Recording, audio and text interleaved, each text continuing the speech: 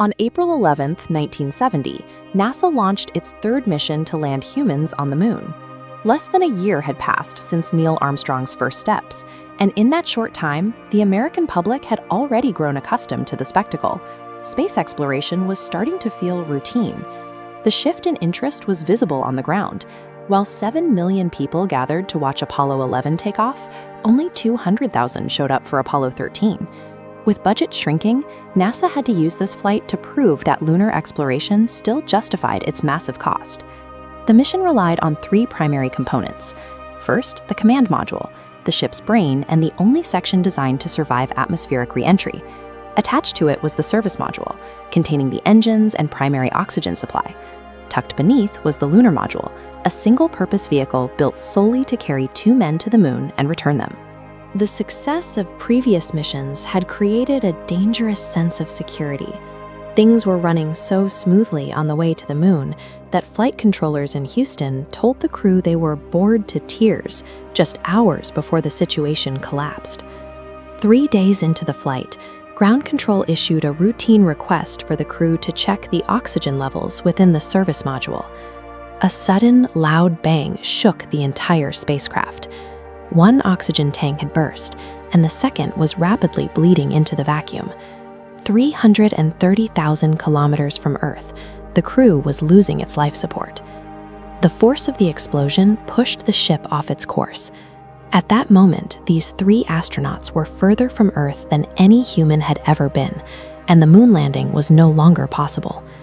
The mission immediately transitioned from scientific exploration to a raw struggle for survival. The failure started with a maintenance accident months before launch. Oxygen tank 2 had been dropped during an inspection, which damaged a small internal tube that no one noticed during the subsequent repair. During testing, a tank heater reached 538 degrees Celsius. Thermometers only read to 30 degrees, so the heat went undetected, melting insulation off internal wires. In space, those wires sparked, igniting the oxygen, causing an explosion that tore through the service module. With the command module dying, the crew retreated into the lunar module. They would now use this fragile moonlander as a deep space lifeboat. To get home, they had to sling around the far side of the moon, a 4-day trip. This meant 3 men had to survive in a cabin designed to support only 2 people for less than a single day. Mission Control decided to fire the lunar module's landing engine, a part never intended for deep space maneuvers, to cut 10 hours off their return flight. This risky, uncertified burn succeeded. It provided an 11-hour margin of survival for their rapidly failing supplies. As the hours passed, every breath the crew took increased the concentration of deadly carbon dioxide inside the tiny lifeboat. The astronauts had spare filters in the command module, but they faced a hardware mismatch. The command module filters were square, while the lunar module's filtration ports were round. This illustration shows the improvised solution engineers designed in under 24 hours. Using only cardboard, plastic bags, and duct tape found on board, the crew built a contraption to join the square filters to the round ports. Following the step-by-step instructions from Earth, the astronauts successfully lowered the carbon dioxide levels, proving that improvised engineering was now their only lifeline. Survival also required extreme physical discipline. The 3 men lived on just 200 milliliters of water per day, eventually losing a combined 14 kilograms of body weight. Limiting water intake served a specific mechanical purpose.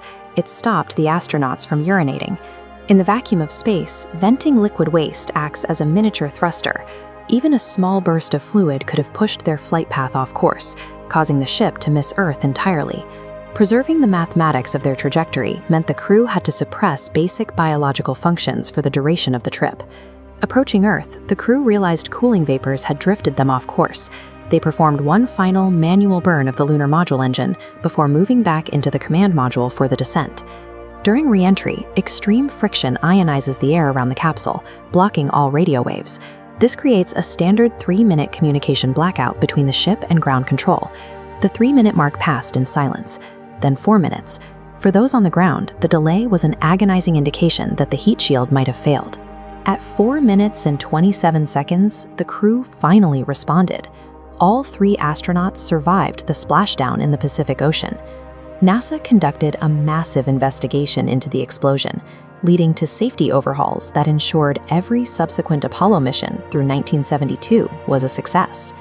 Apollo 13 remains a definitive case study in crisis management. The mission demonstrated how teamwork and engineering can overcome a total system collapse in the most hostile environment known to man.